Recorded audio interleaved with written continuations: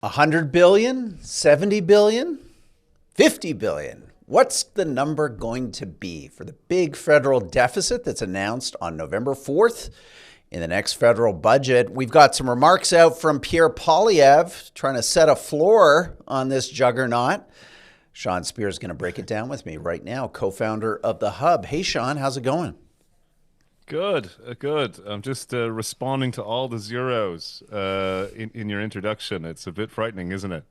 Yeah, and look, let me just jump right into this. A conservative leader coming out and saying, in a sense, this budget cannot have a deficit greater than insert number, 50 odd billion. What gives? I thought that conservative parties were for fiscal restraint. I thought they were critical over the last decade of Justin Trudeau, who ran deficits smaller in total numbers, but still historically large, than what Pierre Poilievre seems willing to accept for a federal deficit come November 4th. What's going on in the Conservative Party? Have they now officially, for all intents and purposes, given up on deficits and financial control vis-a-vis spending on the federal government?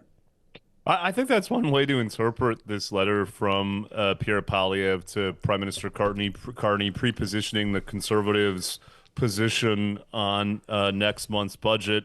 As you say, Rudyard, one of the striking parts of the letter is it essentially establishes Justin Trudeau's deficit spending as the new floor. We've talked a long time, Rudyard, about the importance of a balanced budget, not necessarily because of its economic or fiscal implications. Economists will tell you, give or take 10 or 20 billion dollars or whatever. It may not matter all that much, but it has hugely significant political implications. As soon as we break the relationship between revenues and expenditures, as soon as we start to socialize Canadians that we can put spending on the proverbial credit card, what it unleashes is the kind of run-up in deficits and debt that we've seen over the past decade and the normalization of deficits and debt that we're seeing in this letter from Pierre Poilievre. There is now, as you say, no party in the legislature making the case that the government ought to be aspiring to a balanced budget. We have Mark Carney proposing something upwards as high as $100 billion, ostensibly the NDP even higher than that. And the Conservatives, the party historically committed to fiscal deficit and balanced budgets, now saying that a $42 billion deficit would be a win. I think it speaks to something that's fundamental that's happened over the past decade, that is bad for the country's economic and fiscal picture. But more importantly, it says something bad about our political character, that we've come to almost treat the budget the same way we've been treating our household finances for a long time, if I can put it that way. Yeah, federal interest payments last year, $53 billion. So look, this matters. That's $53 billion that could have gone towards healthcare spending, could have gone towards enhancing the Canadian disability tax credit, where half of Canadians with disabilities live under the poverty line. You've said many times, Sean, that, these are decisions, these are choices, and running a large deficit, in this case, a conservative leader that seems happy with a deficit as big as $42 billion, means that you're spending tens of billions of dollars on debt servicing that might have gone towards other things, that might have made Canada, I don't know, if it's your cup of tea, a more equitable society. Might have funded tax cuts. If your view is that Canada needs a shot in the arm in terms of growth and dynamism.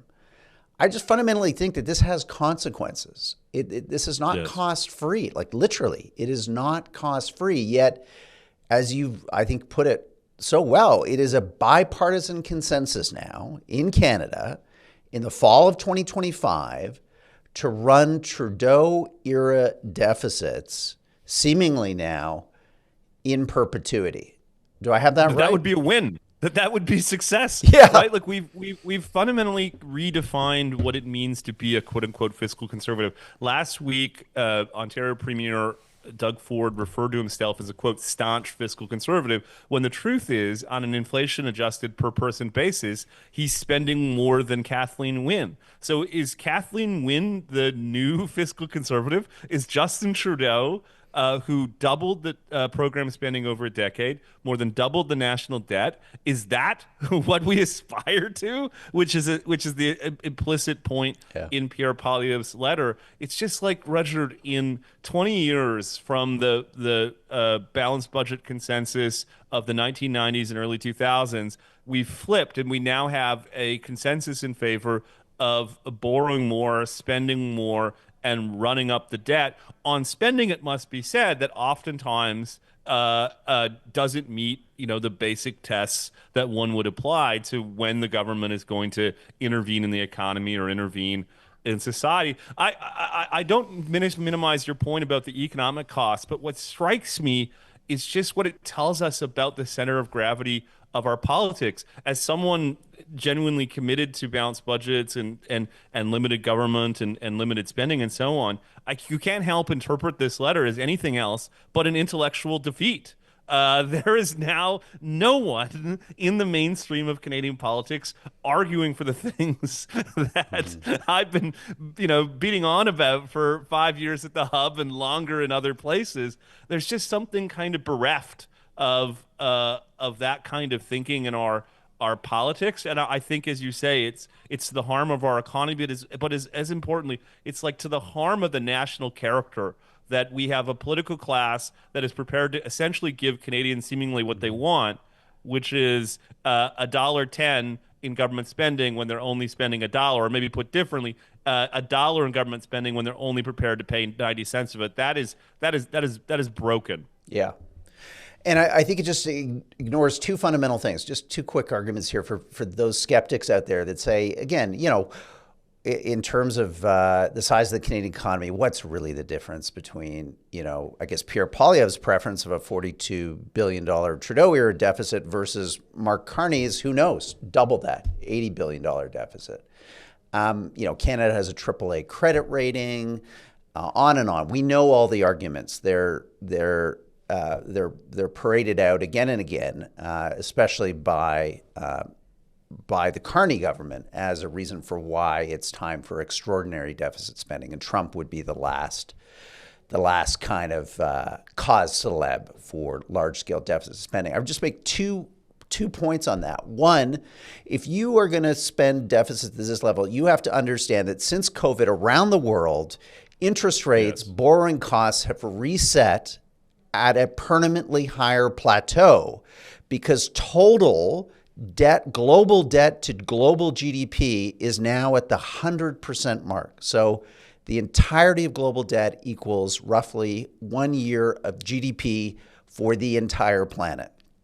We have crossed, through COVID, because of the extraordinary spending, we have crossed into new thresholds where, understandably, bondholders around the world are saying to themselves, what is the ability of governments, especially governments like Canada that borrow in a non-reserve currency on a small economy with lousy growth prospects, as its own statisticians and others at the Parliamentary Budget Office and elsewhere indicate. So if you're going to engage in large-scale deficit spending, you're committing yourself to a future of growing interest cost payments on those debts that are going to eat away at public expenditures on all the things that ultimately Canadians want.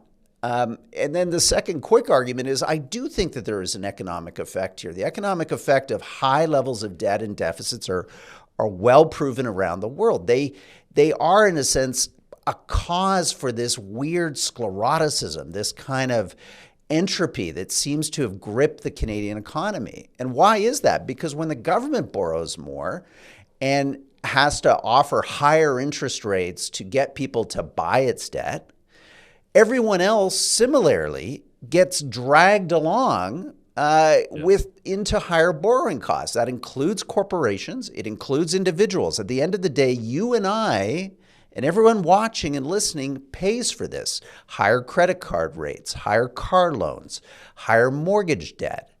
And I just feel, Sean, I'll hand it back to you, but I just feel like no one is talking about this. It's as if these deficits are just consequence-free. It's just money that just manna from heaven that just kind of showers on the fruited plain that is Canada. And I don't know. I feel like something is broken here in terms of just like some basic understanding of the consequences of what we're doing year after year, compounding the punitive effects of interest. This snowball is building and it's starting to roll down the hill, and the bottom of that avalanche is not a pleasant place to be. Yeah, I think that's precisely right. Well said, Rudyard. There are public finance costs and broader economic costs, as you say, to a government that refuses to live within its means. And I must say, a population that refuses to live within its means. What Pierre Poilievre and Mark Carney are essentially telling us implicitly is that they both know that Canadians aren't prepared to revisit what they're asking from the government in order to bring it in line with what they're prepared to pay for, or accept higher taxes in order to pay for the size and role of government that they want. And so we have a political consensus between the two major parties, essentially giving Canadians what they want, which is a growing government that they refuse to pay for. The problem with that, of course, as you say, is that can't go on forever. The costs are already starting to manifest themselves, and they're likely to. Those costs are only likely to grow. And I just go back to the point. In hindsight, one of the most destructive decisions that was made was the erosion, the slow yet steady erosion of the balanced budget consensus as we understood it through the 90s and early 2000s. A balanced budget isn't a magic number necessarily, but I think we've learned the hard way, just as we learned the hard way, Rudyard, on inflation, that the political costs of breaking the relationship between what we're prepared to pay and what we're prepared to get in government revenue is corrosive to our public finances, corrosive to our economy, and as I say, I think corrosive to the national character. Yeah. My last word is just take a look at what's happening in France and Great Britain, and you can see Canada's future. You're right. At a certain point, the Pied Piper comes. The bill has to be paid. And what you're seeing in both of those advanced economies, much like Canada, that similarly struggle with growth, have low per capita declining GDP, they are now at an inflection point where you have two choices. You either raise taxes to in fact have people pay for what they want, or you have to slash the size of government quickly and painfully, like Canada did in the 1990s, with a lot of collateral damage. Or even worse, if your back's really to the wall, as you're seeing with the bond market and its treatment of both British and French debt, you have to do both simultaneously to kind of restore credibility in the sustainability of your finances. So, Sean, you get the last word. We actually know exactly where this ends. We did this in the 90s. It was painful. That was a brutal period for a lot of people who, frankly, some of the least fortunate in society who had to suffer through that readjustment. And it just seems like, again, whistling past the graveyard here with, we'll see what Mark Carney's number is, but it's going to be a lot more than Pierre Poilievre's number at $42 billion. And you have the last word on what it means for a Conservative Party and a Conservative leader to kind of concede that, politically, I guess Pierre Poilievre does not think that there is a path forward for him, anything less than, spending levels equivalent to, Justin Trudeau's profligate decade. Yeah, there's so much to say in response to that. One, I think yesterday marked the 10-year anniversary of Justin Trudeau's first election, and in some ways, Roger, the conversation we've just had will be his biggest legacy he has permanently increased the size and scope of government such that it is the new baseline Yeah. that even the conservatives accepted. That is real power. That is real influence, and it shouldn't be minimized. Secondly, I just say that, well, Rudyard, in the 90s, the heroes of the story of restoring Canada's public finances are quite genuinely John Chrétien and Paul Martin for the choices that they made. The unspoken heroes of that story are Preston Manning and Stephen Harper, who, from the Reform Party benches, made the case for balanced budgets and in a way created the kind of political room for the Liberal government to make those difficult choices. Pierre Poilievre has not done that by essentially validating a deficit as high as $40 billion and counting. One can argue that a better approach would have been to make a more maximalist case. We can debate the politics of that, but it would have actually influenced the debate. And here's just the final point I make. The purpose of the official opposition is not merely to be oppositional, it's also to be propositional. And in that sense, I think Pierre Poilievre has missed an opportunity to advance his ideas and his principles, and in so doing, help the country out. Yeah, well said.